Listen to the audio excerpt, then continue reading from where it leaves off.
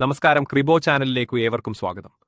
യൂറോപ്പിലേക്ക് പോയിട്ട് ആദ്യം അയർലൻഡിനോട് 2 മത്സരങ്ങളും പൂട്ടി. അതിനുശേഷം ഇംഗ്ലണ്ടിലെത്തിയ ആദ്യ കളി മഴ പെയ്തുപോയി. രണ്ടാം കളിയിൽ ഇതാ ഇംഗ്ലണ്ട് ടീം ഇന്ത്യയെ പരാജയപ്പെടുത്തിയിരിക്കുന്നു. അതും 4 വിക്കറ്റിന് മികച്ച വിജയമാണ് ഒരു ഓവർ ബാക്കി നിൽക്ക അവർ നേടിയിരിക്കുന്നത്.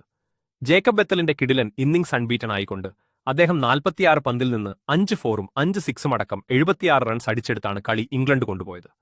കളിയിൽ ആദ്യം ബാറ്റ് ചെയ്ത ടീം ഇന്ത്യ നിശ്ചിത 20 ഓവറുകളിൽ 7 വിക്കറ്റ് 190 റൺസ് അടിച്ചിരുന്നു. മറുപടി ബാറ്റിംഗിൽ 19 ഓവറിൽ ആ വിക്കറ്റ് നഷ്ടത്തിൽ വിജയലക്ഷ്യം മറികടന്നുകൊണ്ട് 4 വിക്കറ്റിന്റെ ഗംഭീര വിജയം തന്നെ ഇംഗ്ലണ്ട് മാഞ്ചസ്റ്ററിൽ സ്വന്തമാക്കിയിരിക്കുന്നു. ഇന്ത്യയ്ക്കു വേണ്ടി അഭിഷേക് ശർമ്മയും വൈഭവ് സൂര്യവംശിയും ചേർന്നാണ് ഓപ്പണിംഗ് നടത്തിയത്. ഇന്ത്യക്കായിട്ട് അന്താരാഷ്ട്ര ക്രിക്കറ്റ് കളിക്കുന്ന ഏറ്റവും പ്രായം കുറഞ്ഞ താരമായിട്ട് വൈഭവ് മാറി. സഞ്ജു സാംസൺ പുറത്തിരുന്നു. അദ്ദേഹം ഇപ്പോൾ അയർലൻഡിൽ 2 കളിയിലും ഫ്ലോപ്പായിരുന്നു. ഇംഗ്ലണ്ടിനെതിരുള്ള ആദ്യ കളി മഴ പെയ്തുപോയി. കളിയിൽ അതിലും ഫ്ലോപ്പായിരുന്നു. സോ അദ്ദേഹത്തെ പുറത്തിരുത്തി. പകരം വൈഭവ് സൂര്യവംശി കളിച്ചപ്പോൾ റെക്കോർഡായി. സച്ചിനേക്കാൾ പ്രായക്കുറവിൽ ഇന്ത്യയ്ക്ക് വേണ്ടി അരങ്ങേറി. ഓൾറെഡി നമ്മൾ അതിനെക്കുറിച്ച് അതിന്റെ കൃത്യമായ വയസ്സും കാര്യങ്ങളൊക്കെ വെച്ച് വീഡിയോ ചെയ്തിട്ടുണ്ട്. വൈഭവ് 2 സിക്സറൊക്കെ അടിച്ചു. ആർച്ചറിനെതിരെ ഒരു കിടിലൻ സിക്സർ ഉണ്ടായിരുന്നു. അതിൽ 2 സിക്സറൊക്കെ അടിച്ചു. പക്ഷേ കയറി അടിക്കാനുള്ള ശ്രമം ബിൽ ജാക്സിനെ നേരെ എടുത്തപ്പോൾ അത് കണക്ട് ചെയ്യാൻ പറ്റിയില്ല. കിടിലൻ സ്റ്റംപിങ്ങിലൂടെ ജോസ് ബട്ടർ മടക്കിവിട്ടു. 10 പന്തിൽ നിന്ന് 2 സിക്സർ സഹായത്തോടെ 14 റൺസാണ് വൈഭവ് അടിച്ചത്.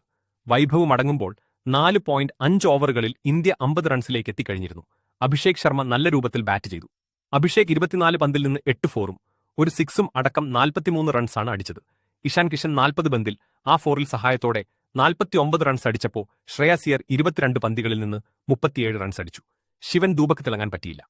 5 റൺസുമായിട്ട് മടങ്ങി. അക്സാർ പട്ടേൽ 2 റൺസുമായിട്ട് മടങ്ങി. ജോഫ്ര ആർച്ചർ 6 റൺസാണ് അടിച്ചത്. ഇതിൽ തിലക് വർമ്മ അവസാനം നല്ല രൂപത്തിൽ തന്നെ ഫിനിഷ് ചെയ്തിട്ടുണ്ട്. 11 പന്തിൽ നിന്നൊരു ഫോറും 2 സിക്സും അടക്കം 24 റൺസ് അടിച്ച് അദ്ദേഹം പുറത്താകുന്നു. അദ്ദേഹത്തിന്റെ മികവാണ് 190ലേക്കെങ്കിലും ടീം ഇന്ത്യയെ ആ ഘട്ടത്തിലെത്തിച്ചത്. സാം കറൻ നന്നായിട്ട് ബൗൾ ചെയ്തു. 4 ഓവറിൽ 33 റൺസിന് 3 വിക്കറ്റ് വീഴ്ത്തി. മറുപടി ബാറ്റിംഗിൽ ഇംഗ്ലണ്ടിന് തുടക്കത്ത് പണി കിട്ടിയതാണ്. അതായത് Phil Salt, golden, deck Jose butter. 3 പന്തുകളിൽ നിന്ന് ഡെക് അർഷദാണ് ആ വിക്കറ്റുകൾ വീഴ്ത്തിയത്. അങ്ങനെ നല്ല പണി കൊടുത്തതാണെന്ന് പറഞ്ഞാൽ ആദ്യ ഓവറിൽ തന്നെ 2 വിക്കറ്റുകൾ പിഴുതുകൊണ്ട് അർഷ്ദീപ് അവർക്ക് പണി കൊടുത്തതാണ്. പക്ഷേ അർഷ്ദീപ് പിന്നെ ഹാരി ബ്രൂക്ക് എടുത്തിട്ട് അങ്ങ് അലക്കി.